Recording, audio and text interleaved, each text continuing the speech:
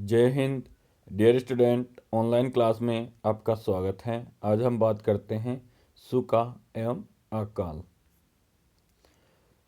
बात कर लेते हैं कि अकाल कितने प्रकार का होता है। अकाल होता क्या है?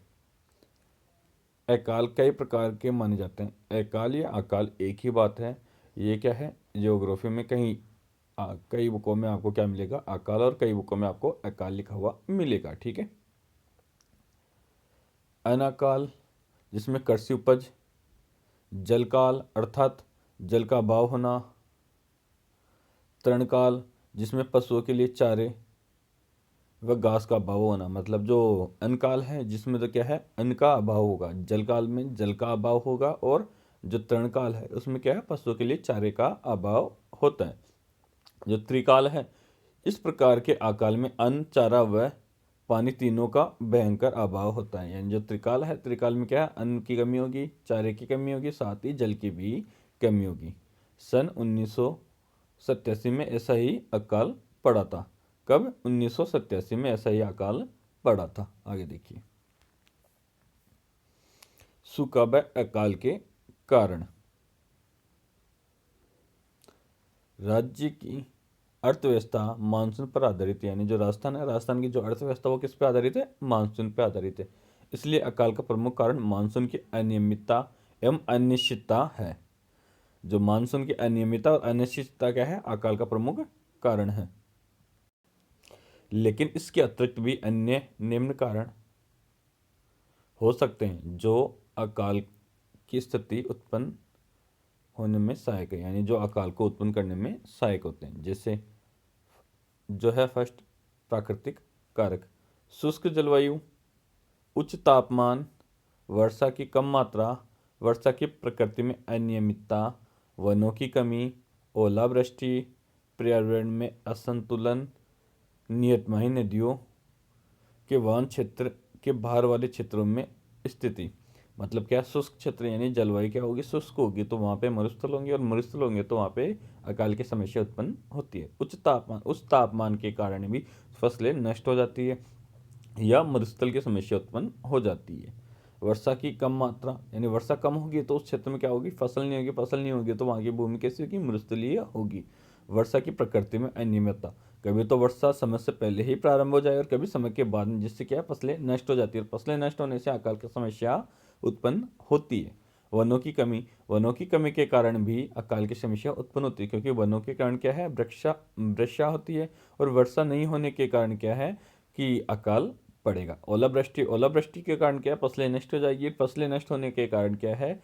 अकाल पड़ेगा। इस प्रकार अकाल की समस्याएं बनी रहेगी। आगे देखिए,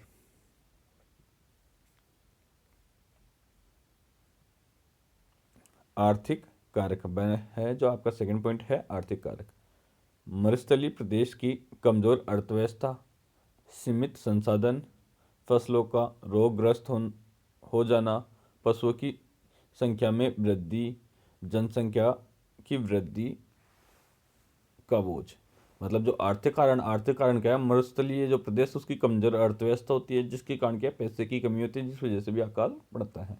सीमित संसाधन, संसाधन क्या है? सीमित मात्रा में है, जिनसे क्या है, आप अधिक से अधिक उपयोग नहीं कर सकते। सीमित मात्रा में है, आप उनका सीमित मात्रा में ही उपयोग कर सकते हो।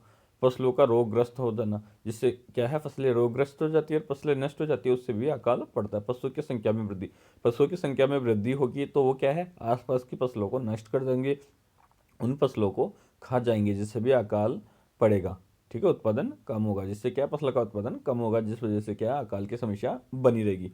जनसंख्या की वृद्धि का बोझ, यानी जनसंख्या अधिक है और उत्पादन कम है, उस वजह से भी क्या है? जो फसल है उसमें कमी आएगी, खाद्यान्नों में कमी आएगी, जिस वजह से भी अकाल हमें देखने को मिलेगा। अब बात करते हैं आगे, मानवीय कारण। वनों का विनाश, वन पशु पक्षियों का नाश, पारिस्थितिकी असंतुलन, प्रदूषण समस्या, पेयजल की कमी, स्वास्थ्य हेतु अनुपयुक्त दशाएं, पानी का अवैज्ञानिक एवं अतार्किक उपयोग। क्या है? जो मानवीय कारण है, इनमें क्या है? वनों का विनाश, मानव के द्वारा वनों का विनाश कर दिया गया है, जिससे भी ये समस्या देखने को मिलती है। वन पशु पक्षियों का नाश, पारिस्थितिकी असंतुलन, प्रदूषण की समस्या भी हमें बहुत अधिक मात्रा में देखने को मिलती है। पेयजल की कमी की हर जगह आज पेयजल की कमी होती जा रही है राजस्थान में।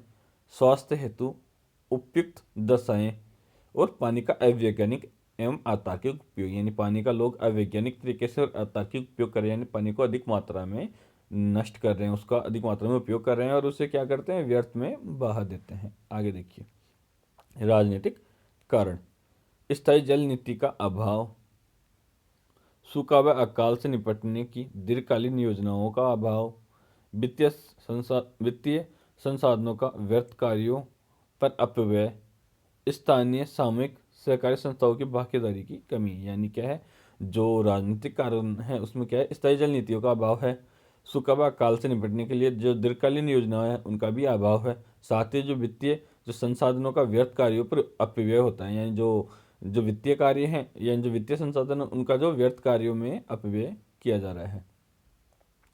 स्थानीय सामूहिक सरकारी संस्थाओं की भागीदारी कमी, जो स्थानीय और सामूहिक और सरकारी जो संस्था उनकी भागीदारी की कमी हमें देखने को मिलती है, जिससे भी क्या है, अकाल पड़ता है। ठीक है, अब बात करते हैं अकाल के प्रभाव। अकाल का प्रभाव केवल मानव की समस्या को ही नहीं बढ़ाता, बल्कि राज्य की जो 60% भूभाग पर फैली मरुस्थल के विस्तार को भी मरुस्थलीकरण के कारण प्रभावित करता है। यानी जो अकाल है, अकाल क्या है, मानव की समस्या के साथ क्या है, मरुस्थलीकरण को भी बढ़ावा देता है। जो अकाल की स्थिति उत्पन्न होने पर राज्य की लगभग 70% जनसंख्या जो कृषि से उदरपूर्ति करती है, यानी जो कृषि से क्या है, उदरपूर्ति करती है, अपना पेट भरती है, यानी जीवन यापन करती है, प्रत्यक्ष रूप से प्रभावित होती है। यानी अकाल से क्या है, प्रत्यक्ष रूप से प्रभावित होती है। यानी जो राज्य की जो 70% जनसंख्या है उन पर अकाल का प्रभाव प्रत्यक्ष रूप से देखने को मिलता है, अर्थात उसका आर्थिक ढांचा चरमरा जाता है, यानी उसके जो आर्थिक ढांचा है वो खराब हो जाता है, चरमरा जाता है। ठीक है, आर्थिक रूप से उसे नुकसान पहुंचता है। ठीक है, आगे देखिए, सूखा एवं अकाल की समस्या के निपटने हेतु सरकारी कार्यक्रम, यानी सरकार द्वारा चलाए गए कौन कौन से कार्यक्रम हैं जिससे हम सूखा और अकाल से निपटा जा सके। पहला है सूखा प्रभावित क्षेत्र कार्यक्रम। इस कार्यक्रम को सरकार ने 1974-75 में प्रारंभ किया था।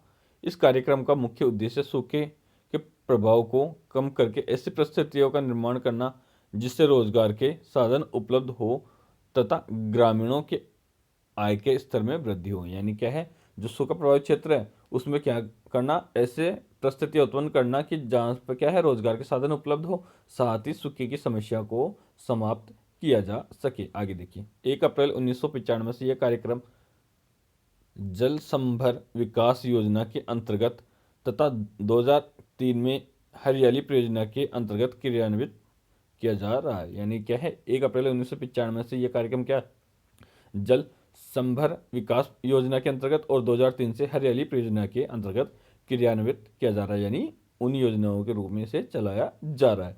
वर्तमान में यह कार्यक्रम 16 राज्यों के 195 जिलों के 972 ब्लॉकों में चलाया जा रहा है। वर्तमान में ये क्या है, 16 राज्य के 195 जिलों के 972 ब्लॉकों में चलाया जा रहा है। वर्तमान में यह कार्यक्रम राज्य के 11 जिलों में, यानी राजस्थान के कितने जिलों में है, 11 जिलों में, अजमेर, बांसवाड़ा, बारां, भरतपुर, डूंगरपुर, झालावाड़, करौली, कोटा, सवाई माधोपुर आदि जिलों में चलाया जा रहा है। आगे देखिए, टोंक एवं उदयपुर के 32 ब्लॉकों उदयपुर के 32 ब्लॉकों में 31,963 किमी क्षेत्र में क्रियान्वित किया जा रहा है।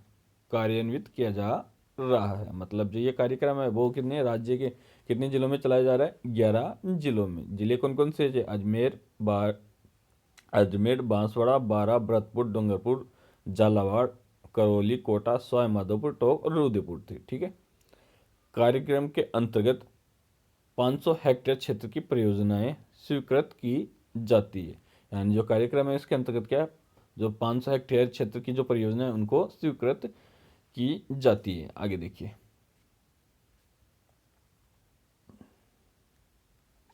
मरु विकास कार्यक्रम। राज्य के 16 मरुस्थलीय जिलों का समग्र विकास करने हेतु केंद्र द्वारा वर्ष 1977-78 में इस योजना को शुरू किया गया था। इस परियोजना के अंतर्गत 75:25 यानी 75-25 के अनुपात में केंद्र तथा राज्य सरकार द्वारा धनराशि उपलब्ध कराई जाती है। यानी केंद्र सरकार कितना खर्च करेगी इसमें? 75%, जबकि राज्य सरकार 25% इसमें पैसा लगाएगी। आगे देखिए, वर्ष 1994-95 तक मरु विकास कार्यक्रम राज्य के 11 जिलों के 77 ब्लॉक में कार्यान्वित किया जा रहा था। मतलब 1994-95 में ये कितने जिलों में चल रहा था? 11 जिलों में चल रहा था। हनुमंतराव समिति की सिफारिश के आधार पर 8 नए ब्लॉक को इस कार्यक्रम के अंतर्गत लाया गया। जो हनुमंत राय समिति थी उनकी सिफारिश पर जो 8 नए ब्लॉकों को इस कार्यक्रम के अंतर्गत लाया गया। आगे देखिए, मरु गोचर योजना 2003-4 राजस्थान के मरुस्थलीय जिलों में पारंपरिक जल स्रोतों की बहाली तथा प्रभावी सूखा रक्षण के अन्य उपाय करने हेतु योजना का शुभारंभ वर्ष 2003-2004 में राज्य के 10 मरु जिलों यथा, यानी इस परियोजना का जो शुभारंभ है मरु गोचर योजना 2003-4 में राज्य के 10 जिलों में किया गया। ठीक है, बीकानेर, बाड़मेर, चूरू, जालोर, जैसलमेर, झुंझुनू, जोधपुर, पाली, नागौर और सीकर में किया गया। ये जो परियोजना थी, जो मरु गोचर परियोजना जो प्रारंभ की गई थी 2003-2004 में 10 जिलों में प्रारंभ की गई थी। ये 10 जिले कौन कौन से थे? बीकानेर, बाड़मेर, चूरू, जालोर, जैसलमेर, झुंझुनू, जोधपुर, पाली, नागौर और सीकर। ठीक है, आगे देखिए, आपदा प्रबंधन एवं सहायता विभाग। आपदा प्रबंधन एवं सहायता विभाग।